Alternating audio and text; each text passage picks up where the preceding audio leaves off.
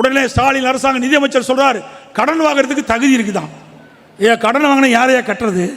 இன்னும் 1.5 வருஷம் நீ போயிருவ. அடுத்த ஆட்சி அண்ணா திமுக ஆட்சி வரும்போது எப்படி இந்த கடனை கட்டுறது?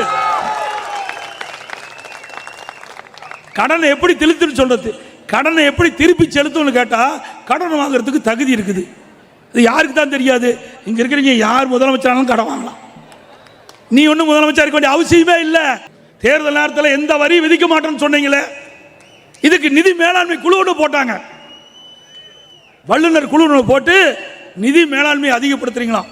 நீ அதிகப்படுத்தாட்டி போதுப்பா, கடன் வாங்காது இருக்கு, அதுவே போதும். கடன் வாங்காது இருந்தாவே மக்கள் பாதிக்கப்பட மாட்டாங்க.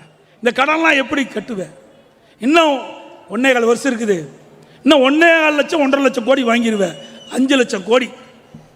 இந்தியாவிலேயே பல மாநிலம் இருக்குது. அதில் அதிக கடன் வாங்கின முதல் மாநிலம் தமிழ்நாடு. இந்தியாவிலேயே அதிக கடன் வாங்கின முதல் மாநிலம் தமிழ்நாடு. அந்த சாதனை தான் ஸ்டாலின் படைச்சிருக்கார். மகாராஷ்டிரா நம்மோட பெரிய மாநிலம் கிடையாது. உத்தரப்பிரதேசம் நம்முடைய பெரிய மாநிலம். 2வது இடத்துல மகாராஷ்டிரா, 3வது உத்தரப்பிரதேசம், முதல் இடத்துல தமிழ்நாடு. கடன் வாங்குறதுல முதல் இடங்க. உடனே ஸ்டாலின் அரசாங்க நிதியமைச்சர் சொல்றாரு, கடன் வாங்குறதுக்கு தகுதி இருக்குதான். கடன் வாங்கின யாரையா கட்டுறது? இன்னும் 1.5 வருஷம் நீ போயிருவ. அடுத்த ஆட்சி அண்ணா திமுக ஆட்சி வரும்போது எப்படி இந்த கடனை கட்டுறது? கடனை எப்படி திருத்துன்னு சொல்றது? கடனை எப்படி திருப்பி செலுத்தும்னு கேட்டா கடன் வாங்குறதுக்கு தகுதி இருக்குது. இது யாருக்கு தான் தெரியாது? இங்க இருக்கிறீங்க யார் முதலமைச்சராலும் கடன் வாங்கலாம்.